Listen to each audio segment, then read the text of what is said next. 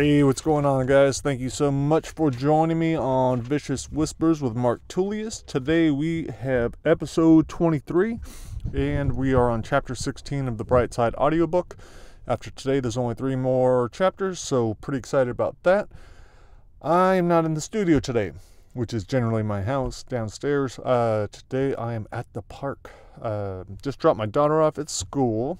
Normally I would go to yoga right now, Downey Yoga. But I get to go to an awards assembly at my daughter's school. She doesn't know about it. It's at 10 o'clock, so I have about an hour and a half. Not enough time to do yoga, but it is enough time to get into podcasts and some writing. Probably going to actually hang out here all day at the park. After the awards, I'll come back here and write the rest of Beyond Brightside chapter. I think I'm on chapter 22. It actually takes place at a park, so it helps me to just be in that kind of environment. I definitely don't need it, but it might give me some ideas. It might give me some details, some specifics. In fact, I was thinking about going to the real park because this story is based in a specific location. I don't know if I will keep it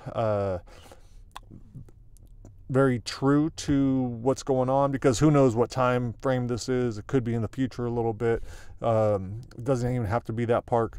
But usually when I do write about something that's real, I try to keep it as real as possible. So I might go down to that park. It's only about 10 minutes from here in LA. So that might happen today. That book is coming along. I'm pretty happy with it. Generally, I'm spending about a week per chapter. But fuck, man, it's been emotional. It's been a little bit tough. There's some brutal scenes. A lot of it is a 16-year-old girl doing some terrible stuff to guys that may or may not be bad. They're in law enforcement, but some of them are bad. So it is. It's been interesting. And being in the last scene I wrote, it was up. Lots of these deaths are up close and personal, and so they're able to hear the person's thoughts while they're dying. And so I think that makes it a little bit more intense. But, so that's been fun.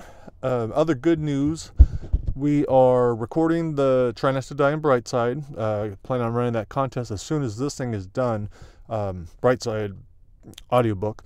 And that all coincides with the April 13th and 14th Festival of Books at LA Times. at USC. So it's the LA Times Festival of Books. I have a booth there. That's when I'm going to launch the contest for the Try Not to Die in Brightside. Instead of releasing the book early, I'm going to hold off on releasing the book and just do it one chapter at a time. You guys are going to be able to leave comments if you want to have a chance at winning the $500 plus all these other cool ass prizes. You'll have to leave a comment on YouTube or SoundCloud or wherever you are hearing this thing, somehow getting me your answer or emailing it in. And then whoever has the least amount of deaths at the end is going to win the grand prize, and then we'll have all the runner-up prizes as well. So that is taking place. Just finalized the shirt for Ain't No Messiah. I'm very happy about that. My buddy Jeff did a great job. He's the one who designed the cover. He's the one who did the little commercial. In fact, let's run that right now. Here's the commercial, if you haven't seen it, for Ain't No Messiah. Bam! And this is Jeff narrating. He's going to be the narrator of the book. This was his first take, but I really liked it. So check that out real quick. I think it's only like 30 seconds. Most of my life I've been saying I ain't no Messiah. All my life people been swearing to God I am. And now I'm here on this throne of flames, not knowing what to think. I lived to the pulpit Father spent over a year working on. 12 years waiting for me to finally speak. To tell the world who I am and what I've done. That I'm here to judge the living and the dead. Ain't No Messiah by Mark Tullius, available everywhere. Yeah. Alright, so hopefully you guys like that. Now, here's a look at the shirt. We're also going to have one version where it's completely black. I was telling Jeff, the first version he did was really colorful. I thought it looked cool. It's with the daylight out and the fading sun. But I was like, you know what? I prefer my shit a little bit darker. I think people that will be interested in the Ain't No Messiah concept and the shirt will probably be more along the lines of people that are into metal and black shirts with fire and shit like that. So that's what I want to wear. So he's doing that, and then he just has one more change on the Try Not to Die shirt.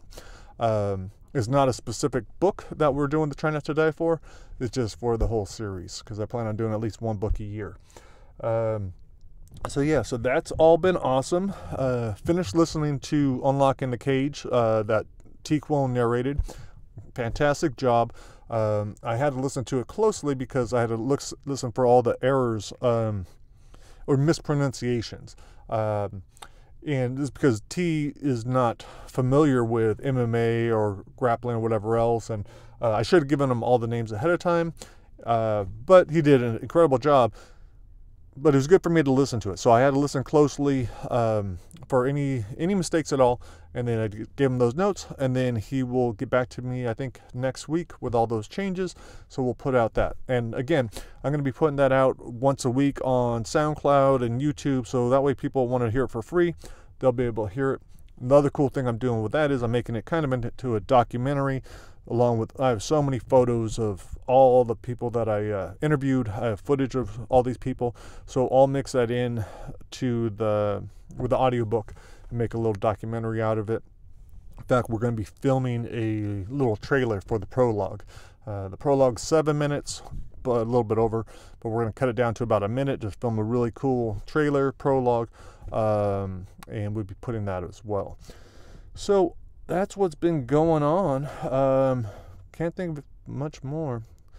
Just doing that and family. It was cool though, because yesterday I've been waking up early now, going to bed earlier, waking up early to write while the house is quiet. Generally have about an hour. So I'll do that, take my daughter to school, write a little bit before I go to yoga. I carry my pad with me everywhere, and my notes everywhere, because who knows? If I have 15 minutes, I have to take advantage of those 15 minutes. I just don't have a lot of time. Some people might say, well, why the fuck you waste an hour and a half in yoga? Sometimes I struggle with that, but it's not a waste of time. Not at all. I need that to keep my shit together, to remain happy, to remain focused. I'm sure lots of times I'm developing whatever the scene is just in my subconscious. So after yoga, I feel much better. I go home. I work another couple hours and then go pick my son, play with him, and that's pretty much it. But yeah, I think yesterday I was in the car for 4 hours between taking my daughter, picking her up, all that. I actually took both of the kids to yoga at Downey Yoga. They have kids class. It's like at 3:30, and you can for the ages between 5 to 10. My son's 5, my daughter's 10, so I was like, perfect. My son was super excited about it because they do yoga in his kindergarten. They do mindfulness after lunch. I'm not sure if it's every day, but it's pretty often. We often see pictures that his teacher puts up on Instagram. It's really cool, and he's been exposed to it, doing it with me a bunch. Every once in a while, my daughter will do it with me. But this was a cool opportunity for me just to take them, to drop them. Yeah, they both enjoyed it. Jake enjoyed it probably more because it's aimed a little bit more at younger kids, and my daughter's a pretty good athlete. Like, she could handle the adult class, and she's very mature. But he enjoyed it, and he wants to keep going. So I was like, that's pretty cool. If he wants to do it, if he gets a lot from it, then I will continue that for him. I'm trying to think of what else is going on. Yeah, that's probably the majority of the shit. So even though yesterday I think I finished maybe only, let's say, 800 words, 900 words, I didn't get a ton of writing time in, but I finished, like, once I can see a scene in my mind and I have it written down, it's pretty good. Like, I'm happy. I feel I'm fulfilled for the day. And then even though I was in the car and doing all these other things, because I took care of my body, I took care of my mind, I went to bed happy. I was thrilled. I was like, okay. I feel like this was a good day. I had some great talks with people while the kids were in yoga. I had a talk with one of the dads of another kid, and he was a sheriff, and we're talking about stress. And I used to be a correctional officer and a probation officer, so I have some experience in that. And I was just talking about how stressful it is and what's happened to his friends. And he was dealing with a lot of stress, and he's overweight and all these other things. And his wife does yoga and his daughter does yoga. And I was asking him if he did it. And at first he was coming up with some excuses why not. But then he's like, you know what? He's like, I'm lazy. He's like, I could do it. And he used to do it when he played baseball. And so he's had some good experience with it. And I told him, I was like, this is the best thing I've been doing.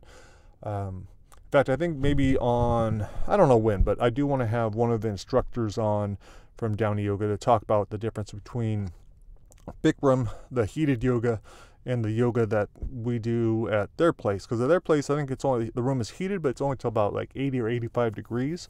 I believe I was telling you guys last week that I had gone to a Bikram class and I just wasn't a huge fan. I had done it once before, and I was saying, okay, I will go once a week and I'll see how it is, and I probably just have to get used to it. But then I realized I enjoy this other yoga way more. I enjoy what I get from it mentally. And I'm sure there's tons of great shit I could get from the Bikram. And I know like it's probably a better workout and all this other shit.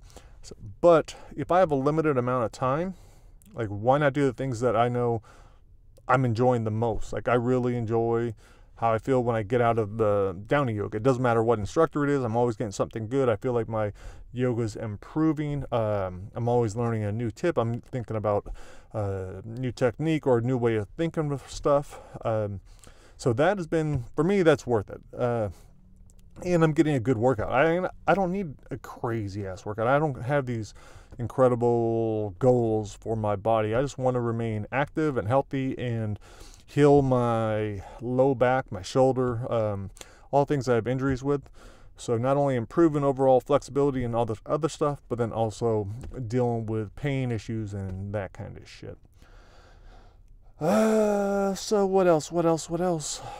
Still plugging away at German. Haven't been playing much guitar at all. Every once in a while I'll pick it up and just do a little bit of Slayer. The very, very basic Slayer. South of Heaven, and what's the other one? Seasons in the Abyss. I dig those. But they're only a level 5, so they're pretty easy. But they're fun. I enjoy it. Just haven't been getting a lot of that in. And what else? Yeah, the German. I try to do a little bit of German every day. I listen to a lot of German music now. That's the majority of my stuff when the kids aren't in the car. When they're in the car, I don't make them listen to it too much. But Rammstein, Icebreaker, a couple other bands, Oomph and Stallman. Those are the ones that I've been listening to right now. And so I'm enjoying it. I'm listening. I'm trying to hear what the words are every once in a while. Watch a lyric video, so that helps me my learning a little bit. And then I'm doing the app on Memrise every once in a while, Rosetta Stone. But yeah, so just playing around on that. I think it helps work my brain a little differently. In some of the concepts, well, I'm sure they're going to find whatever I'm doing. It's going to find its way into a book. So who knows? Maybe the bad guy's going to be this German guy. Who knows how it's going to work out?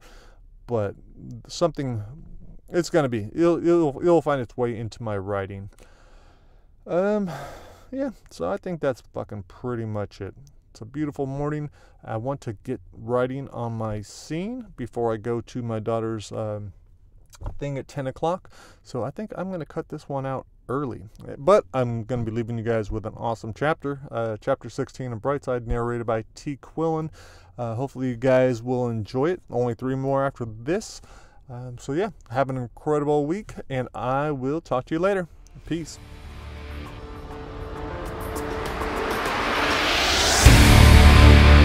Chapter 16.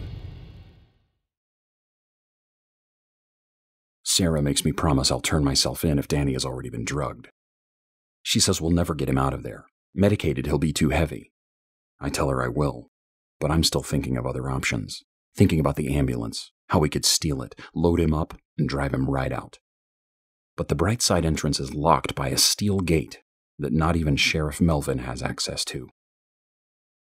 We exit Lodge 2, and I see the helicopter hovering over the square. I'm praying they don't find Wayne. Not until we can free Danny. Every boot is preoccupied, but the moment they have Wayne in cuffs, their attention will shift back to us. Danny and Sarah are supposed to be taken in the next 30 minutes. The sun is falling, and it's blinding on the way up to my place.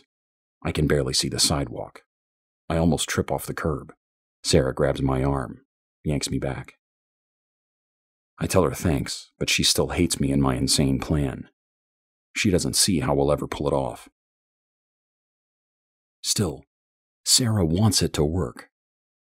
She wants Danny to be free, to have a life, to be normal, even if it's only a little. There aren't any boots outside my building. The place is quiet, almost too quiet. Everyone is at work. All that remains are the smells, especially the bleach growing stronger as we near my door. The bleach covering Rachel. Faceless Rachel. Still in my closet.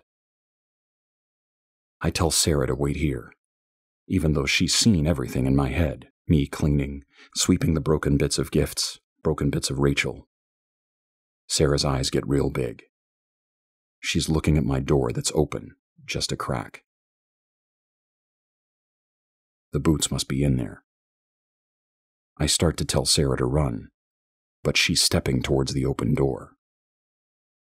There's something on the floor, just inside my apartment. It's Danny's hat. Sarah shouts for Danny and throws open the door. The pitch-black room could hold anything. I try to pull her back, but she's already in. I have no choice but to follow. Sarah keeps calling for Danny. I'm flicking the light switch, but it's still broken. Someone's feet crunch over the tiny pieces of plastic and metal. I can't tell if it's Sarah's or someone else. "Danny, it's me," Sarah says. The bleach is making my eyes water, but I can still smell Rachel. My hand feels for the closet. It's closed. "Shut the door," a voice says. Sarah asks who's there, but I know that gravelly voice coming from my couch. It's the sound of insanity, of someone who has seen more death than me. The next sound is just as familiar. I've heard it since I was a kid. The shotgun being racked. "I'm not going to tell you again." I reach out for Sarah, but she's moved. I can't see anything. Know the only way to find her is to either rip open the drapes or close the door. Let in the light or adjust to the darkness. The drapes are too far off, and I hear Sarah's panicked breaths. I close the door. Slowly, my eyes gain focus. Shapes, faces, the apartment spread out before us. Wayne sits there on the couch, shotgun resting on his lap. He looks at Sarah and says, "You must be Loverboy's new gal." "Where's my brother? Is he here? If you've hurt him..." "He's safe," Wayne says. "For now." "Tell me where he is." Wayne smiles, looks to me. "Bossy like your mom, huh? You do have your type, don't you, Loverboy?" "Tell me or I'll scream," Sarah says. Wayne laughs, the sort of cackle I imagine his victims heard before he drove in the knife. But Sarah isn't backing down, so Wayne lets us hear his thoughts. How he found Danny in their room. How he didn't have to touch a single hair on that boy's head. Simply told Danny if he wanted to see his sister again, he needed to follow. Danny obeyed, followed Wayne right out the door. Wayne ends it there, not letting us know where he took Danny. Like we'd come over to his house and play cards, Wayne says, "Why don't you both have a seat?" Sarah says she's fine, but I take her arm, guide her to a chair. Pissing Wayne off isn't going to get Danny back. I actually start wishing Danny was in the cabin. It's better than this. At least we'd know he's still alive. Wayne removes one of his hands off the shotgun, scratches at his beard. "You really should take better care of your place, Joe. You're kind of a slob. I mean, just cramming everything into the closet like that. It's lazy." Rachel. "But I suppose Mommy used to clean up after you. I never had that luxury." I ask Wayne what he wants, and immediately regret it when he starts smacking his lips. I tell him, "We just want Danny back, that's all." "And you'll get him, unharmed." Mostly. Wayne waits for Sarah to speak her violent mind, but I touch her arm. Wayne is loving this too much. Silence is our only option. Finally, Wayne gets bored, lifts the shotgun, aims it at me. Then Sarah, then back at me. I close my eyes, suddenly more fed up than Sarah. Just do it, I say. Sarah shouts my name. What the hell are you doing? No, if he wants to pull the trigger, fine, but he'll never make it out of here alive. He knows that. Don't you, Wayne? I let this hang in the air until it lands. I hear Wayne shifting in his seat, suddenly paying attention to every word out of my mouth. It's why he staged Robert's death the way he did. He's trying to draw attention, keep everyone busy. He's trying to get out of here, just like us. And if he fires the gun, that deafening blast, it's all over. And he knows it. Rachel did it, Wayne says. And no one came running. Not a single soul. I figured the storm covered the noise, but his grin says there's more to it than that. And that's why you killed Sheila, I say, not really knowing, but trying to put this together. You killed her to distract everyone. Why would I do that? You knew what Rachel was going to do. You must have heard her thoughts when she left the office. You must have... Well, lover boy, then why didn't I stop her? Because you're a sick bastard. 2 deaths were better than 1. I have no idea why my mouth won't close. I'm not a detective. I don't even know if any of it's true, but my heart's racing like I'm jacked on caffeine. Wayne's teeth click. Loverboy's using his big brain. The satisfaction of being right is erased when Sarah thinks what an asshole I am. What is this accomplishing? I ask Wayne what he wants. You obviously came here for a reason, and it's not just the shotgun. Wayne's smiling again, pushing out his lower lip like a little kid. I want to be in your club, Joe. Sharon's chosen ones. The lucky group I've somehow joined. Seems Wayne has been eavesdropping, listening to more people than me. Who knows where he's been lurking? It is a small town, Wayne says.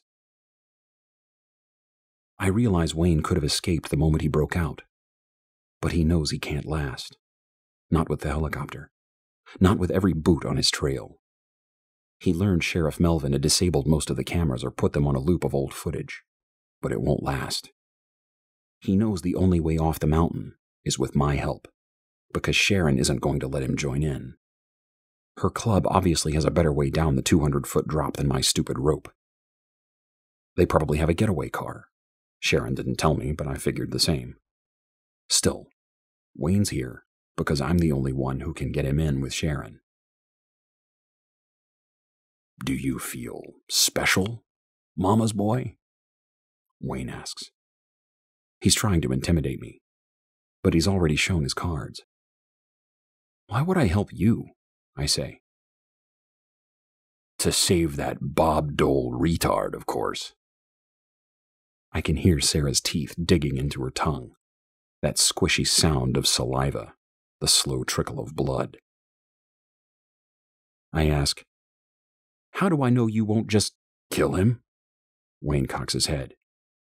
You don't know. Hell, I could kill all 3 of you.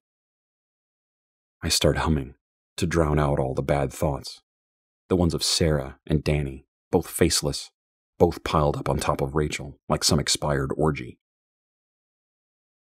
Wayne stands, his nose blowing puffs like a weary grizzly. He knows we're wasting time, but if we can't come to an agreement, we're all fucked. So he tosses me the gun. I can barely see in the dark, but somehow catch it. My first thought is to aim, pull the trigger, and end this piece of shit's life. Wayne says, "Remember, it'll be loud, lover boy." Still, my finger finds the trigger. My left hand under the pump, the grooves, everything Dad taught me. Never be afraid to fire the shot. I'm stepping closer, the hollow end only a foot from Wayne's chest, but Wayne doesn't flinch. His nose breath's still coming at the same steady rate. The gun's getting slick, my hands sweating. I start to feel my fingers slide off the trigger. I'm worried if I adjust, I'll crack off the shot. Sarah's hand gently touches the barrel, forces me to lower the gun. "We'll never find Danny if Wayne's dead. He could be locked away somewhere, suffocating. We need him just as he needs us, at least for now." "Listen to your girlfriend, Joe," Wayne says. "She's smart." Firing would sound the alarm, send the boots storming. But I can't just let Wayne walk away without a nick. My finger slides off and back towards the butt, my hand gripping the wood, which I crack into Wayne's chin. He stumbles back, bends over, almost drops to a knee but stays on his feet. He laughs, spits blood all over the floor. He slurps up the rest, and that laugh of his comes back, but only for a second. It's followed by this icy stare. The "I'm gonna fucking love watching your girlfriend squeal under my knife" kind of look. I tell Wayne I'm not doing shit until we know Danny is alive. Wayne says they'll be at the mine shaft at sundown. Says if I don't like it, I need to end this right now. I don't even realize he's just prying my mind until it's too late. I'm already picturing the path to the cave. My hand grips the butt of the shotgun, but Wayne's not going to let me hit him again. He gave me one, and that's all I'm going to get. He says if I don't fulfill my part of the plan, it'll be the last sunset Danny ever sees. Everything's too goddamn tense. I force a smile. "Guess I'll tell Sharon we need room for one more," I say. "That's the boy Mama raised." Wayne pushes me out of the way, peeks his wild eyes out the door. The coast is clear, so Wayne slips out and disappears back into Brightside. I stand there shaking, my hands going numb on the Mossberg 12 gauge. Sarah takes the gun, tells me I need to calm down. I have no idea why she's being so rational, but I figure it's all for Danny. Some people can lower their pulse to save the ones they love. My heart feels like it's going to rip at the seams. "So what do we do next?" Sarah thinks. "Nothing really," I say. "I just have to take out that helicopter." "Oh," she says. "That all?"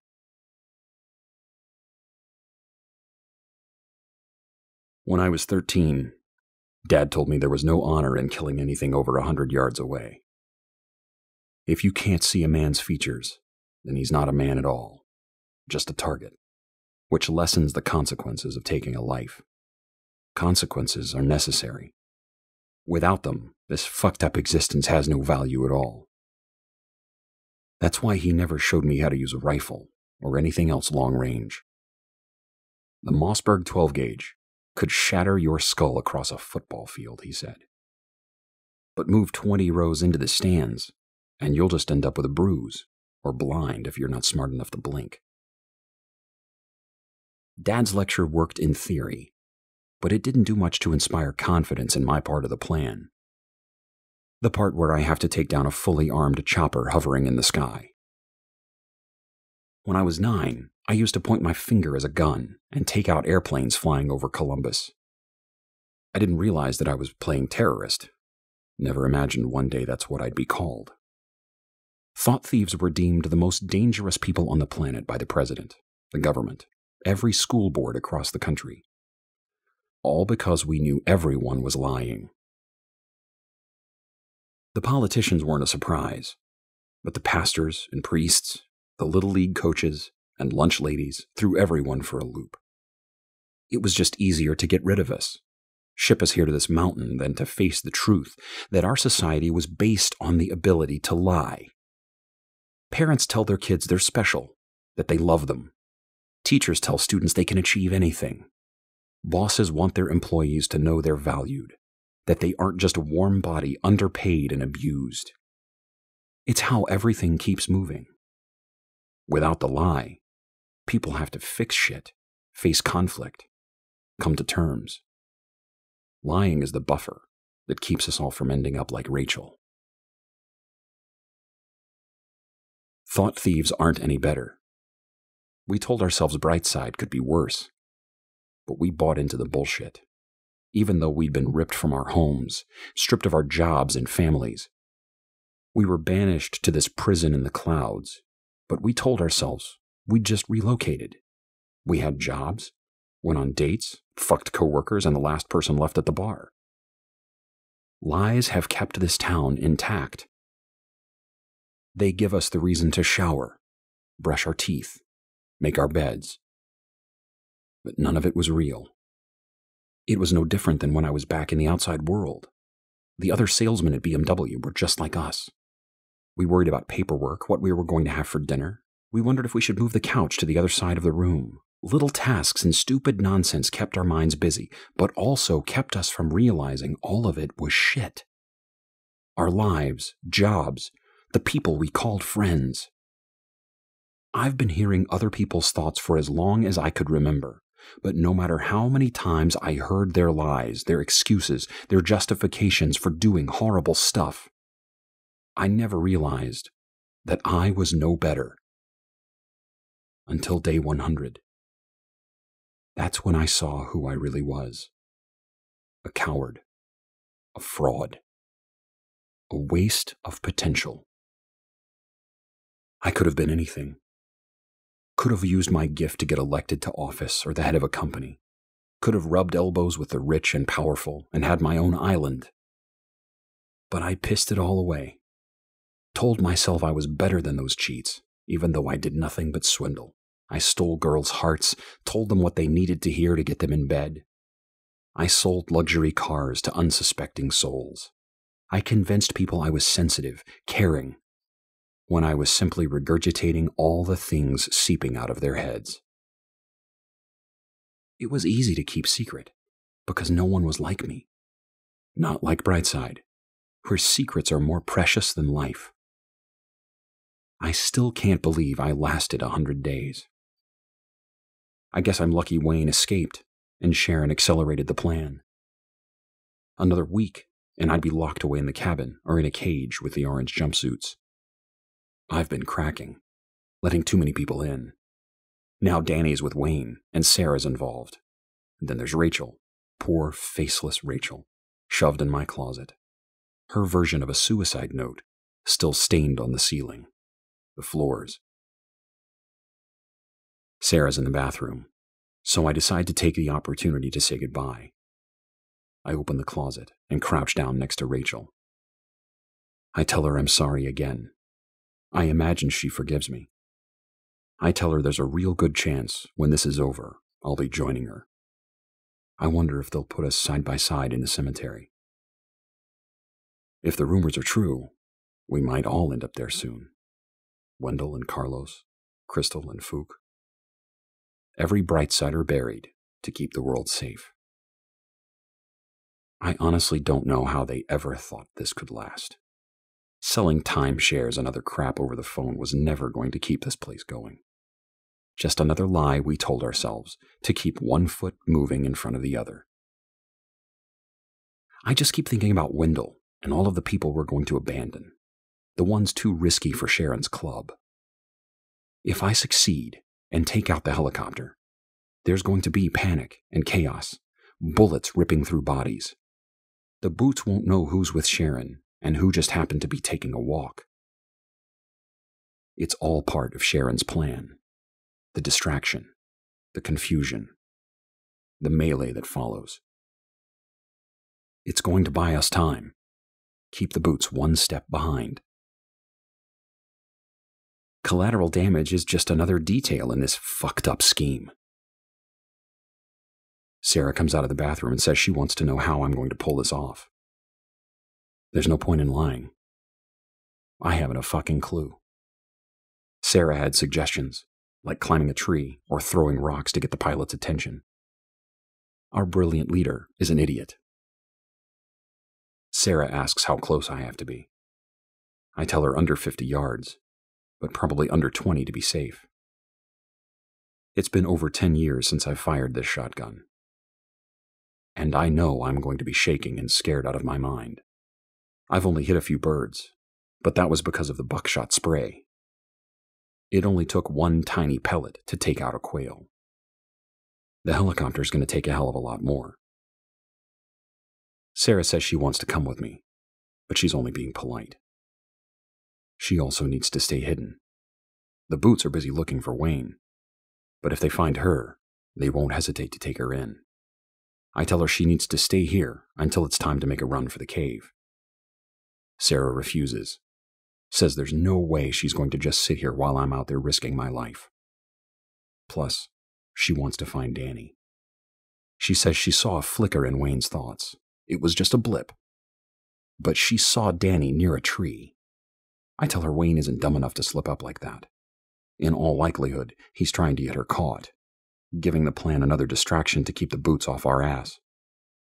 Still, she's definitely not staying here. So, we make a compromise. I tell her she needs to make sure that no one sees me go to the office. She can help me get in, so I can get to the roof.